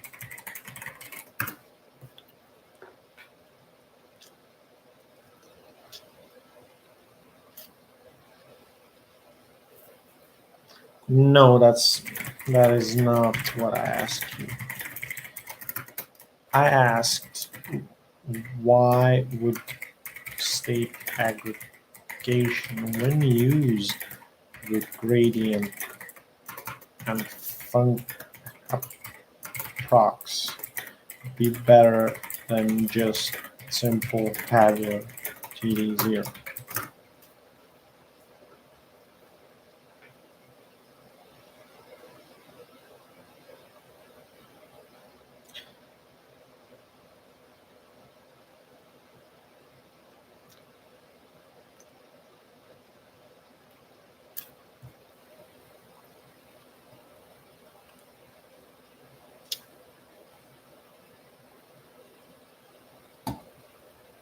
ChatGPT became useless. It's just going off every single answer. But I guess, like anything in the field of ML, there's not an exact answer. State aggregation on the 1,000 state random walk.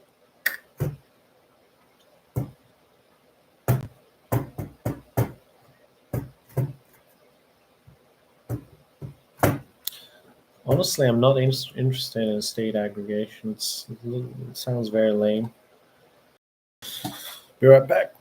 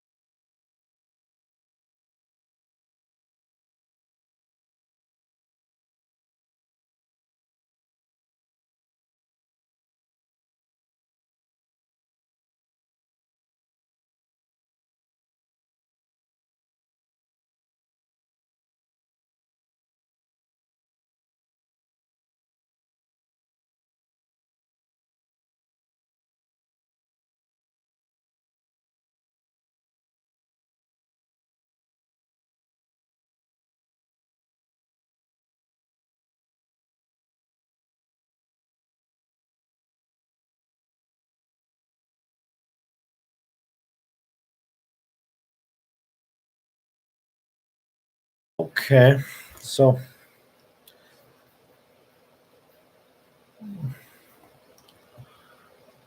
uh,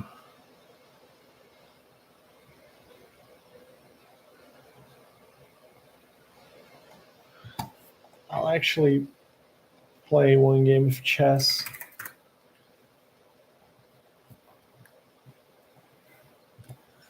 because I'm a little tired. It's 4 a.m. here.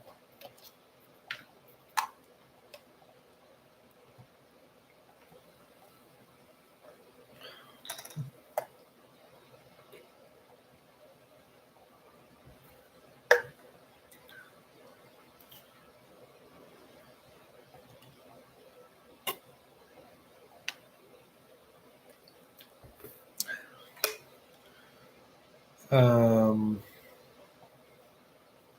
I'll play this. Oh shit.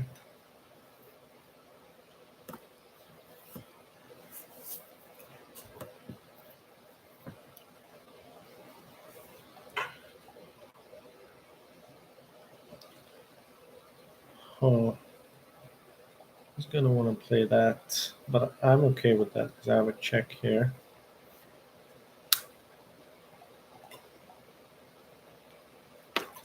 And then I can play this. Then if he takes, I can play this. I'll do that. I will play that so that I can play that.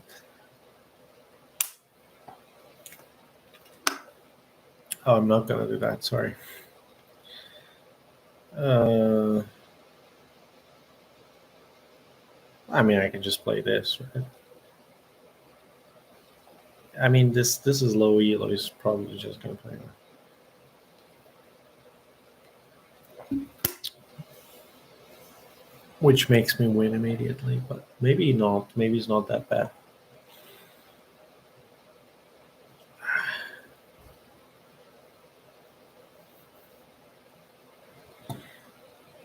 Actually, I'm also interested in making an RL that can play this game because I love Catan and it's very very doable. And I've never seen anyone do that. That would definitely be like a really good thing to do.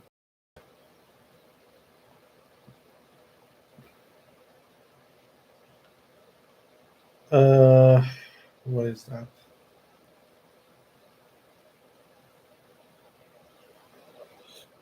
I can just play this. I think. I don't know.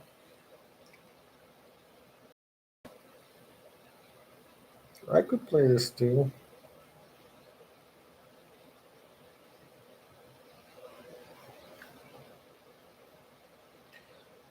I don't know what's better. I think this is better because if I play this, he takes that. Yeah.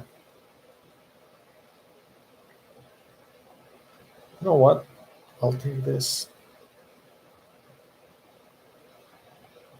Hmm.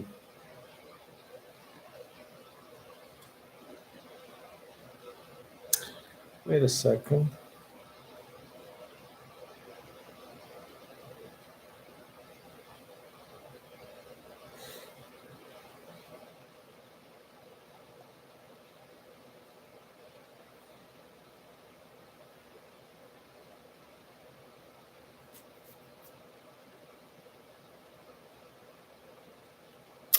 I mean, I win this regardless, but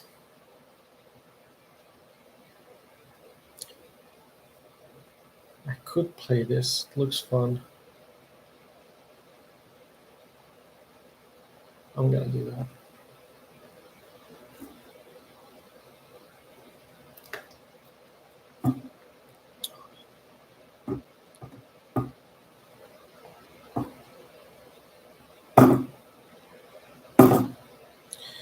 He's gonna do that probably.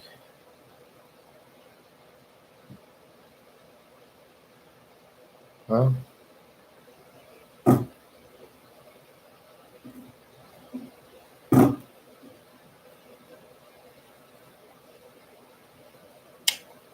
Wow.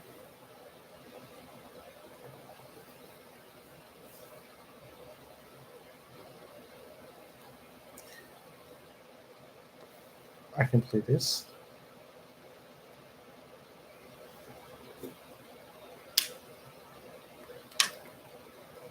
He still has that check. But I think I'm winning here. At least if he doesn't play perfectly, I'm winning. Okay, that's far from perfect. It's GG's.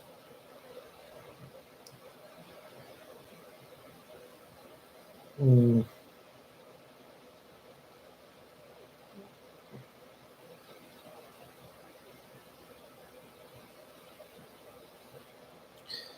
can I finesse him here somehow? That's fine.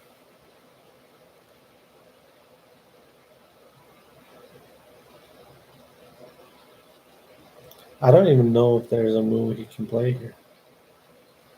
The next move is a checkmate, actually. Yeah,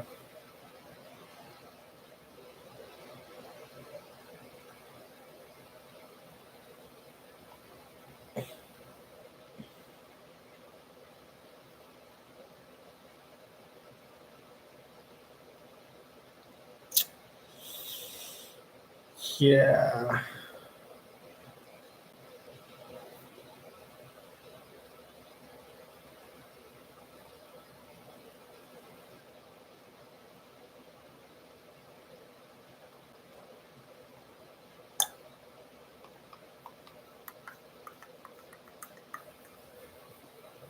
Oh wait, I have a checkmate.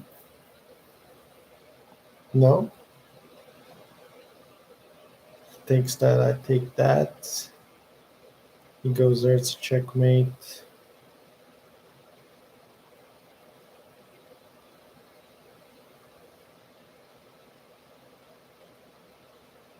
Yeah, it's a checkmate.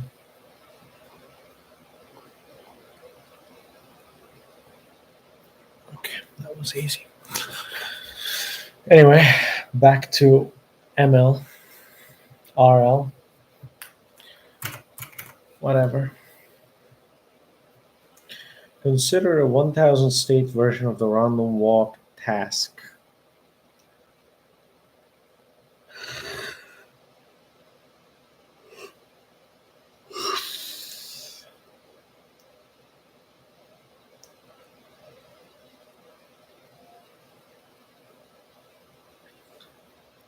A Markov reward process, or MRP, is a Markov decision process without actions. We will often use MRPs when focusing on the prediction problem, in which there is no need to distinguish the dynamics due to the environment from those due to their agent. In this MRP, all episodes start in the sender state C, then proceed either left or right by one state on each step with equal probability. Episodes terminate either on the extreme left or extreme right. When an episode terminates on the right, a reward of +1 occurs, all our rewards are 0.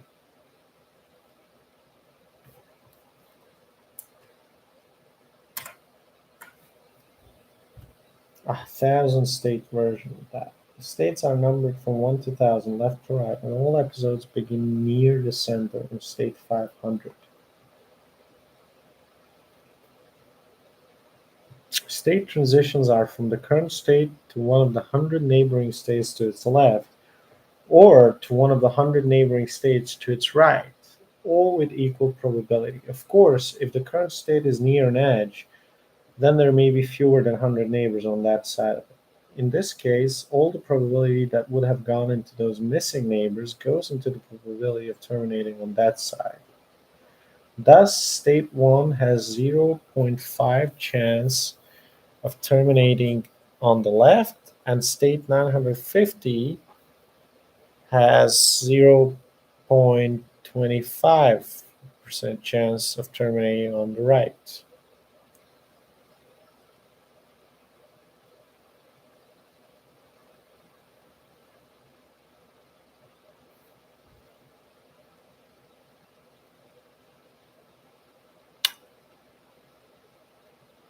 Wait. All the probability that would have gone into those missing neighbors goes into the probability terminating on that side.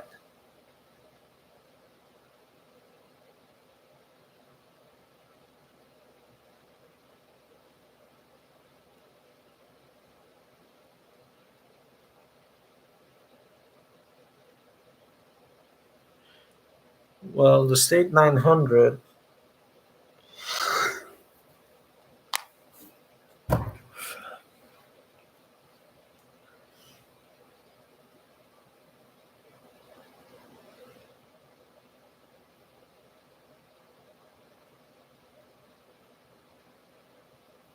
It's like 0.01% to go, but it's like 50-50, I guess.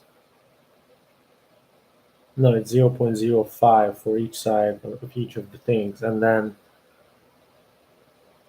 if they're not 100 but 50, that would double. It would mean that there would be 0.1% chance, but it wouldn't double actually. It would just, yeah. So this doesn't make sense. I would have thought it's 0.75, not 25. State 950, state 1 has a 0.5 chance of terminating on the left. Makes complete sense. And then it has 50% chance of terminating on the right. No, actually, transitioning to one of the hundreds of the neighboring states. And state 950, I have to draw this.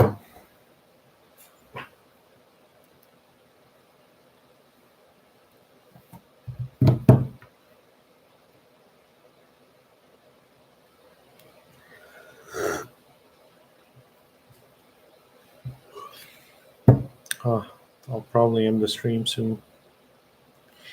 So we got 1,000 states, and from each states,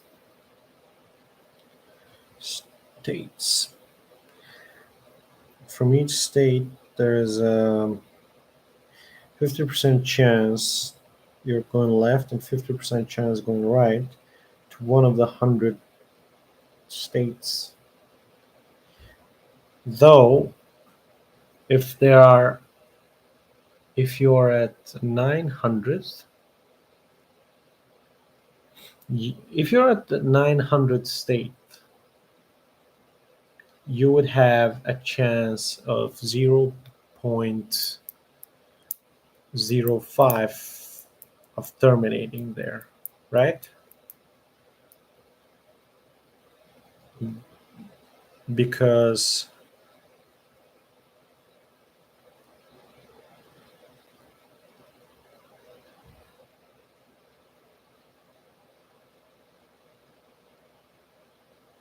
it's actually less than that. It's 0.005, right? To each of the state. Yeah. That's the chance of terminating on 900th. But 50 of those states, 0.005 times 50, that's 0.25 actually, right? Okay. Because now it accounts for the 50 of the states. Okay, that makes sense. As usual, termination on the left produces a reward of -1, and termination on the right produces a reward of +1. You didn't say that in the previous example.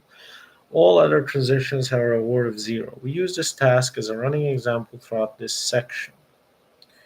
Figure 9.1 shows the true value function for this task. Value function. Okay, I'll need to code that up.